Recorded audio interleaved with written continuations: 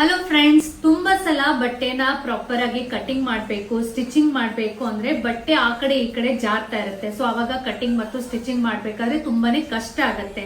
So ಆವಾಗ ನೀವು ಏನ್ ಮಾಡಬಹುದು ಅಂದ್ರೆ ಈ ರೀತಿ ಪಿನ್ಸ್ ಅನ್ನ ಯೂಸ್ ಮಾಡಬಹುದು. ಇದು ನೋಡಿ ಈ ರೀತಿ ಕಾಣುತ್ತೆ, ಈ ರೀತಿ ಪಿನ್ಸ್ ಸಿಗುತ್ತೆ. ಸೊ ಈ ಪಿನ್ಸ್ ತುಂಬಾ ಇಂಪಾರ್ಟೆಂಟ್ ಆಗುತ್ತೆ. ಇದನ್ನ ಯಾವ ರೀತಿ ಪ್ರಾಪರ್ ಆಗಿ ಸೆಟ್ ಮಾಡೋದು ಅಂದ್ರೆ, ಈಗ ನೋಡಿ ನನ್ನ ಹತ್ರ 2 ಪೀಸಸ್ ಇದೆ. ಸೊ ಈ 2 ಬಟ್ಟೆ ಒಂದ್ ಸ್ವಲ್ಪ ಕೂಡ ಅಡ್ಗಾಡ್ಬಾರ್ದು. ನಾನು ಕಟಿಂಗ್ ಮತ್ತು ಸ್ಟಿಚಿಂಗ್ ಮಾಡ್ಬೇಕಾದ್ರೆ ಸಿಂಪ್ಲಿ ಏನ್ ಮಾಡ್ಬೇಕು, ಈ ರೀತಿ ಪಿನ್ ಅನ್ನ ಕ್ರಾಸ್ ನಲ್ಲಿ ನೋಡಿ, ನಾನು ಯಾವ ರೀತಿ ಹೇಳ್ತಾ ಇದ್ದೀನಿ, ಕ್ರಾಸ್ ನಲ್ಲಿ ಇದನ್ನ ಸೆಟ್ ಮಾಡ್ಬೇಕು. ಕ್ರಾಸ್ ನಲ್ಲಿ ಸೆಟ್ ಮಾಡಿದ್ರೆ ಬಟ್ಟೆ ಉಬ್ಬೋದಿಲ್ಲ. ನೀವು ಅದೇ ಇದನ್ನ ಈ ರೀತಿ ಹಿಂಗೆ ಸ್ಟ್ರೇಟ್ ಆಗಿ ಇದನ್ ಮಾಡಿದ್ರೆ ಸ್ವಲ್ಪ ಬಟ್ಟೆ ಈ ರೀತಿ ಉಬ್ಬುತ್ತೆ. ಸೊ ಯಾವಾಗ್ಲೂ ಪಿನ್ಸ್ ಕರೆಕ್ಟ್ ಆಗಿ ಹೇಗ್ ಸೆಟ್ ಮಾಡ್ಬೇಕು ಅಂದ್ರೆ ಕ್ರಾಸ್ ನಲ್ಲಿ ಸೆಟ್ ಮಾಡ್ಬೇಕು ಈ ರೀತಿ.